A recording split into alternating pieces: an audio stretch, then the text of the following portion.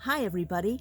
I come to you today from the beautiful Walnut Grove Farm in Dover, Pennsylvania, where I've had the pleasure of meeting Mr. Tim Hayes. Hi. Hi.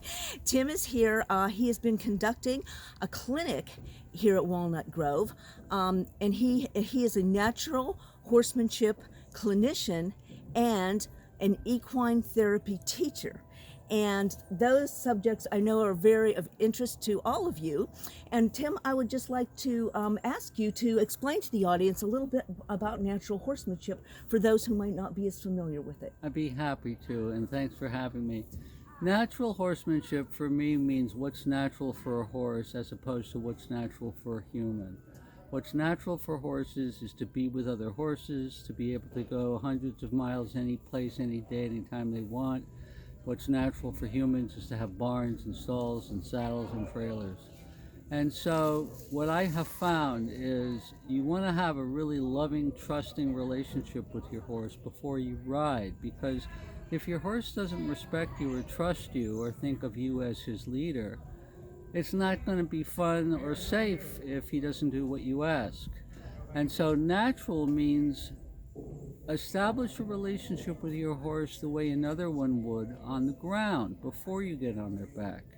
Riding horses isn't natural, otherwise you'd see horses riding horses.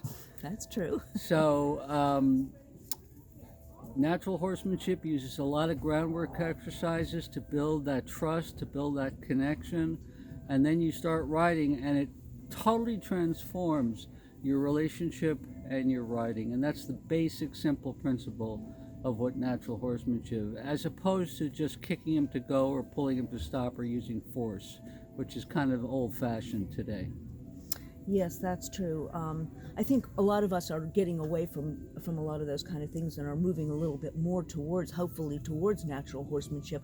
What for someone who has never done this before, never done groundwork with their horse, how do we start? Where do we begin with this? Well, I'll tell you how I started. I started 27 years ago, never hearing of it, by reading an article in the New York Times, of all places, about a teacher out in California named Tom Dorrance who was teaching this method. And I went out and I studied with Tom, and I subsequently found other terrific horsemen all over the country who were teaching this, and I decided I wanted to learn from them. Today, there are many, many wonderful teachers. You can find them on the internet. They're all over the country. They're in Canada. And you just check them out, ask your friends for recommendations, and they all have programs. You know, I like to say there's more than one way to train horses naturally. So find someone that you like and get their method and get their program and study with them, and that's what I recommend. Okay.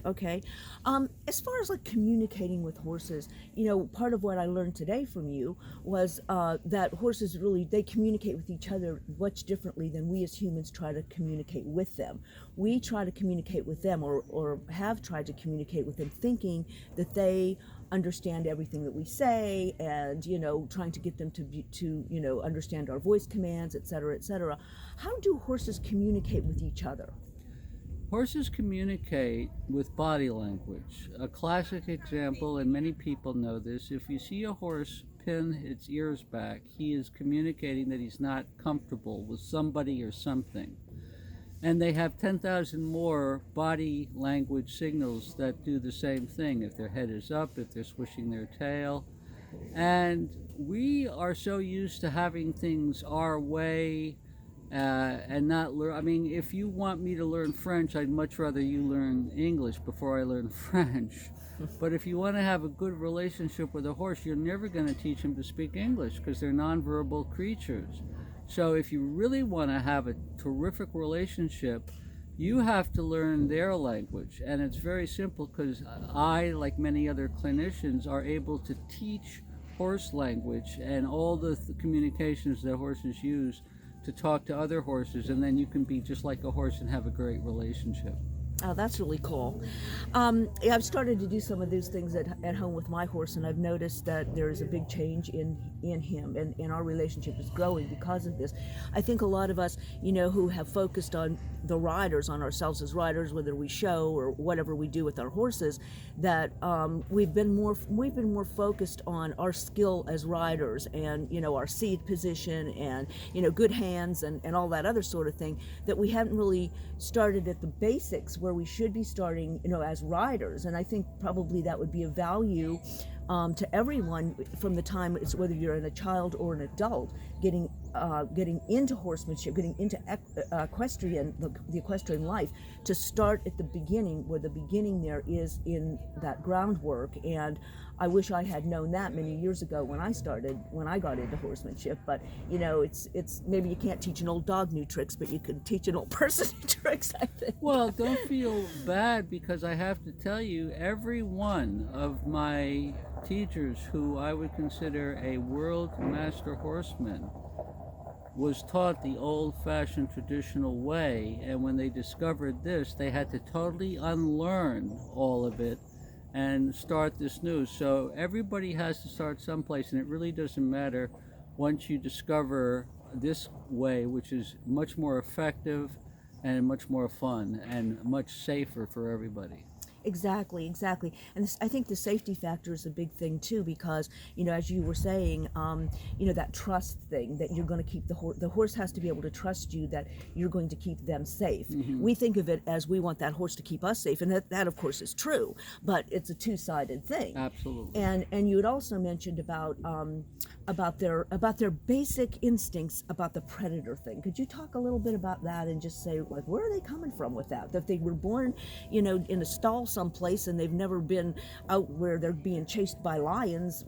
Where do they get this thing? Well, it's in their DNA, and there are millions of species. There's dolphins and humans and bears and horses and dogs and cats, and every species has their own DNA, which gives them their own language and their own position in the hierarchy of the animal kingdom. And horses are what we call a prey species, which simply means they don't kill things to survive. They don't kill things, they don't eat meat, they're vegetarians. And the way they stay alive if they're in danger is by running away. You and I are humans, and humans are predators. That's what I thought. We were taught to kill our food and taught to kill our enemies, and we now live in a world where we kill other humans who we consider our enemies, and actually, unfortunately, we're now killing other humans who we just disagree with. Yes, that's right. So there's a lot to learn from how to get along from horses, because horses have been around for 55 million years, and you and I, as a species, have only been around for 200,000 years. That's a difference. So they may have something to teach us about how to be on this planet. Right. Given that, once you step back and you actually think about it, it's a miracle that we can even get together with horses in the first place, because they know we're a predator. They can tell just by looking at us. Our eyes are straight ahead, not on the side of our heads. Well, that's the beautiful thing. Horses are so wonderful when it comes to their disposition, because once they know they're safe and they're not going to be eaten, they're just terrific at becoming friendly. They want to get along. And the reason is they feel safer if you're with them, or if there are a herd of horses. Now, it has to do with the fact that they feel safer because maybe you'll get eaten before they will. But it doesn't matter. They still want to be with you, and to be with you, they don't want to fight, they don't want to argue, they just want to be friends. And that's something they're so great at, Right. is friendship and partnership. Exactly. And when we stop and think about everything that horses have done for us throughout history, back in the day when they plowed our fields, and they performed all these services, pulled our buggies and did this and did that, all to help us all the way along. They have been of great service to us, and we owe it to them, especially now that we're learning more about how they think and about how we can communicate with them in their language, that it's our turn to give that service back to them. Absolutely. No, they're incredible. And if you think about it, the first use of a horse was for eating, back in the day of cavemen, they ate horses, and then one day somebody put something on their back and they said, look, I can bring this heavy bag and the horse will carry it. And then one day someone sat on a horse and said, look, I can get to the next town twice as fast as you. And then some soldiers got on a horse and say, I can beat the enemy in war better because I have a horse. And then somebody said, well, there's a car and a tank and we don't need horses anymore. And so now horses are pretty much used with people for recreation and fun, or jobs like police horses. But the other thing I just wanted to mention was, and we don't have time today to go into the whole thing, but the whole concept of equine therapy, which is helping people who have emotional wounds from some past experience get better and heal themselves. Horses have become dynamic and effective as therapists for people, and it's because of their natural inclination to want to be friends, to want to trust, to want to have a relationship with someone and accept us. You know, because horses don't judge or criticize. They don't tell you you're doing it wrong. They just know if they're comfortable and if you're being nice and they feel safe with you. Right, and I believe that we are all becoming more aware of that. I mean, even the idea of equine therapy is becoming better known and more and more readily practiced. I've seen more therapy places opening up, etc. And they're talking about the veterans with the PTSD, and also I think it's what Robert Redford just came out with, that movie about the prisoners and about how it can help prisoners, you know, to just reconnect with their humanity and learn skills that can help them once they're back out into society. Well, I must tell you, I feel the same way. And when I discovered what you said, I was so fascinated that so few people knew about it. And it was something that was helping so many people that I thought I'm going to write a book. And it took me 10 years. And actually, Robert Redford has written the foreword for it. And it came out, and it is transforming programs. I teach at the University of Vermont, and I teach equine therapy, and I go all over the world giving clinics in equine therapy.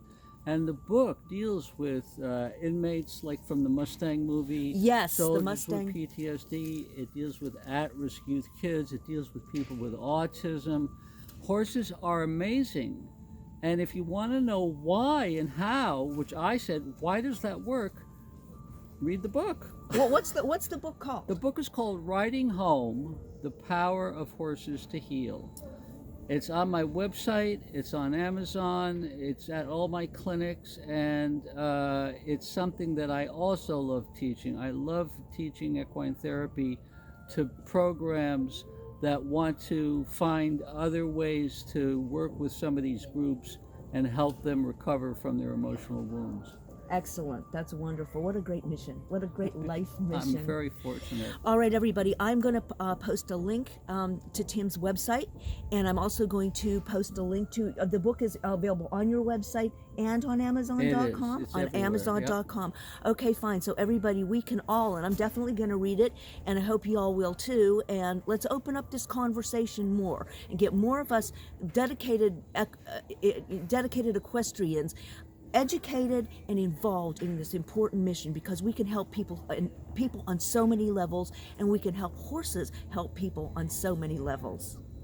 Thank you so much, Tim, Janet, for being thank you with so me. much for asking me to be with you, and I invite anyone who'd like to email or call me with questions. Feel free. I love talking to people and helping them, so thank you. Thank you. Have a good rest of your weekend Thanks. here. Welcome to Pennsylvania. Thank you. Okay.